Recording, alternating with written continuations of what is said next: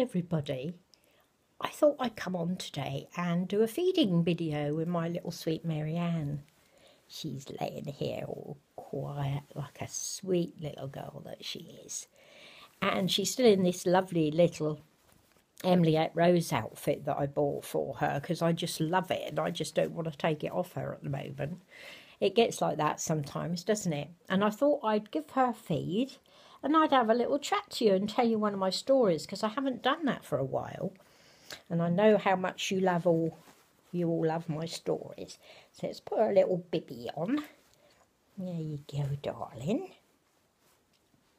She's got a little teddy bibby on. And just make sure her, yeah, just the right temperature for a little girl. Do you want this, darling? Oh, she says, yes, please, mummy. So there she is. I hope you can see her all right. It's quite bright in here today.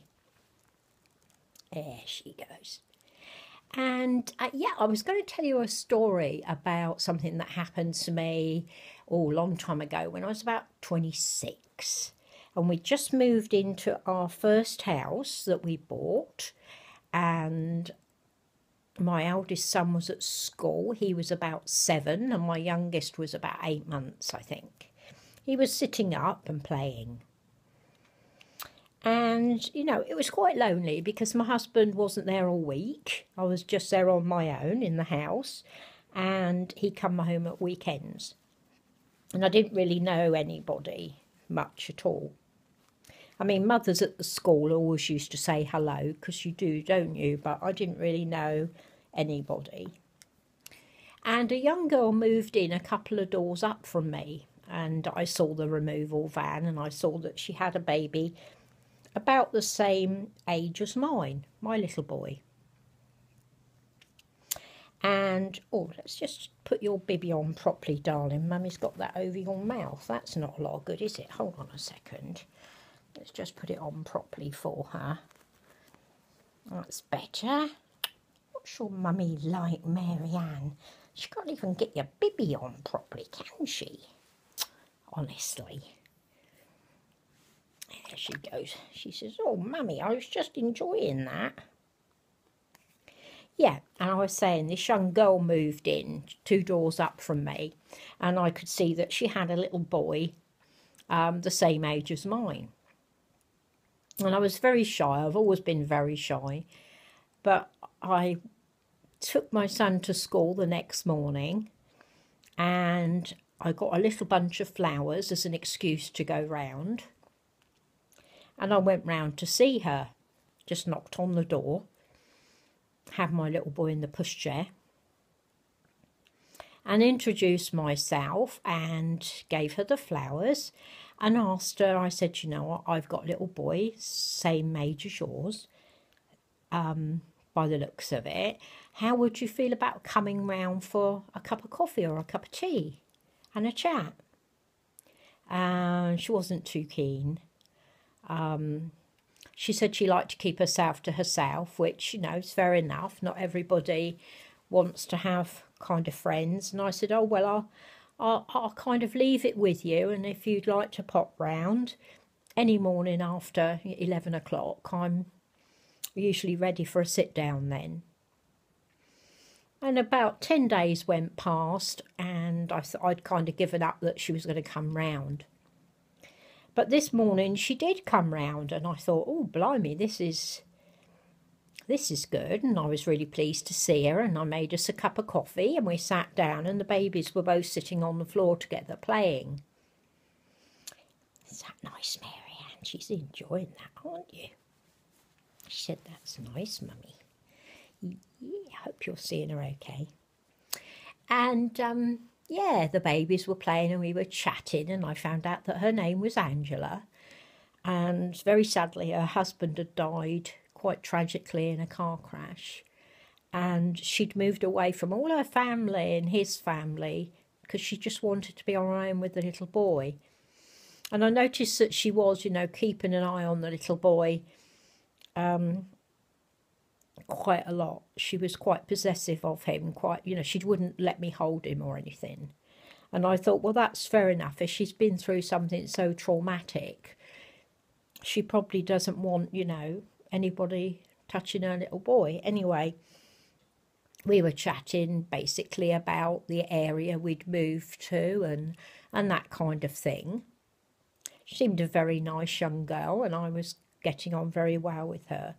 And then the babies decided they both wanted the same thing. They wanted a toy car.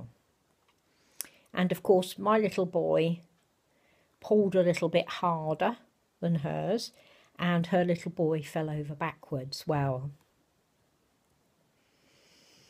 it was terrible. I mean, she just went into a total panic. And I mean, I can understand it now, because obviously that baby meant everything to her, as all our babies do. And but at the time, I just thought, well, you know, babies do this. They don't always agree. Sometimes they do, you know, want the same thing, and you just have to teach your children that it's not nice to snatch. But I mean, they weren't old enough to be able to do that, really. Anyway, she picked her little boy up, who was screaming, and gave me such a filthy look, and just went home. And I thought, oh dear, well, that's that then, you know. I couldn't kind of understand why she'd reacted so badly to it. But of course, afterwards, you know, with maturity, you realise why she did. Anyway, is that enough, darling? There we go. Let's give you a little burpee. There she is. Oh dear. Give her a little burp. There's a good girl. Oh yeah, she's so good. She's such a precious girl, aren't you? Yeah. Oh, she said, that's better, Mummy. A nice little bit of milk and a little burpee. There we go. There we go, sweet baby. Have a little snuggle with your mum. There you go. Mwah. Love this little girl to pieces. Yes, I do. I love this little girl to pieces. Yeah. I just love how small she is, and how fragile she is, and how beautiful she is. It means the world to me, this little girl. Don't you? Mwah. Anyway, a few days afterwards, I thought, well, I can't kind of leave it like that. I've got to go round and try and make amends, because, you know, that's me. I don't like to think there's ill feelings. So, and you know, now I think about it, this was quite funny, but it at the time, I can tell you it wasn't very funny. But we had a cat. I have told you about him before. This was before we had dogs. And we had a cat, and his name was Tigger, and he was a stripy cat. He was black and grey, and had a bit of white in him as well, I think. And Tigger was always out and about. And this particular day, I went round, and he used to look out for me when I came back from the school. And he used to walk along at the side of the pushchair.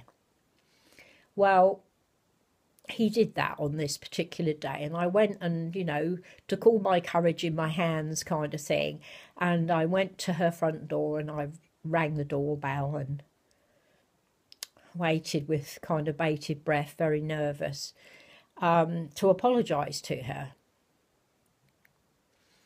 And she opened the door and saw it was me and was going to shut the door again. And I said to her, look, you know, I'm really sorry that happened. I mean, babies do argue sometimes, just like people do. But I hope your little boy's all right. And she said she'd taken him to the doctors, and the doctor said he was fine and it wasn't anything to worry about. But, you know, obviously she couldn't come round to my home again, and that she hoped I understood that. And so I said, yeah, oh, absolutely, you know, I understand that, but I just wanted to make sure there was kind of no ill feeling.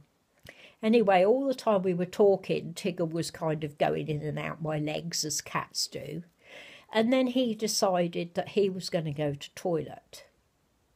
So he picked her flower bed right by the side of the door, and he had diarrhea, would you believe? and he's there, crouched, making these revolting noises, and diarrhea all over her garden. And I just thought, oh my goodness, what else can happen? This is definitely not a friendship that is ever going anywhere. I mean, I looked up at her. She was watching my cat, and oh, that was that. Never spoke to me again, and it was so embarrassing at the time, but now I think on it, it is funny.